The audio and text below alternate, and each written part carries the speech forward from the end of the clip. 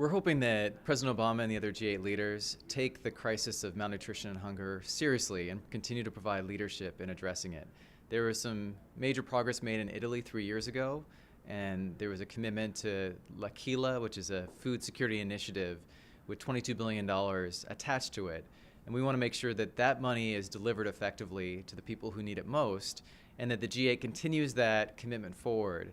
We're really calling on the G8 leaders to commit to lifting 50 million people out of poverty as soon as possible as a result of sound investments in agricultural and nutrition programs, and to prevent 15 million children from being stunted through nutrition investments. We take our lead from Christ, who said in pretty clear terms that just as you did the least of these, you also do for me in Matthew 25. And one of the things he talked about is when you feed the least of these, you're also feeding me. So I think there's a real Christian imperative to help ensure that people can experience the fullness of life, and part of that is ensuring that they don't go hungry, that they have the basic nourishment they need. I think it breaks the heart of God that nearly 1 billion people go to bed every night hungry, and that 20,000 children die a day, many of them due to undernutrition. So again, we know it works. We have the tools, we have the technology, the knowledge. What's been missing is the political and social will. And that's what the G8 leadership, and that's what President Obama can provide at this summit.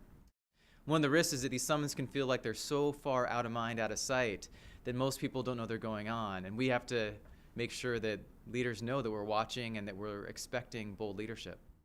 We've made some incredible progress. I mean, there's 12,000 children, fewer children that are dying every day as a result of many of these investments.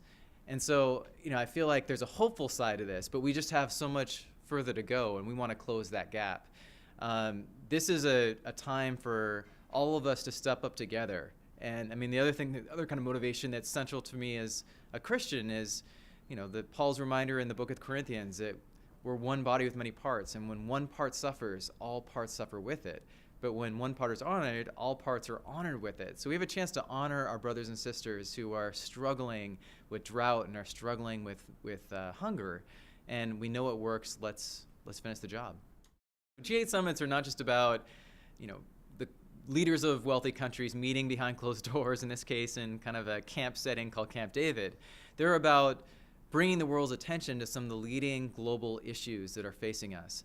And in this case, hunger, nutrition being the core one. So what we've done is we've created a platform for people all around the world to submit their own vision, their own artistic expression of what a hunger-free world should look like. And we've gotten over 6,000 submissions and pictures from people all across the world. We've actually have 86 different countries represented. And we're going to compile those photographs, those images, into an art exhibit. We can look around the world, particularly in West Africa and the Sahel region, and see a mounting emergency unfold before our eyes. We just saw an emergency happen in the Horn of Africa where drought tragically turned into famine.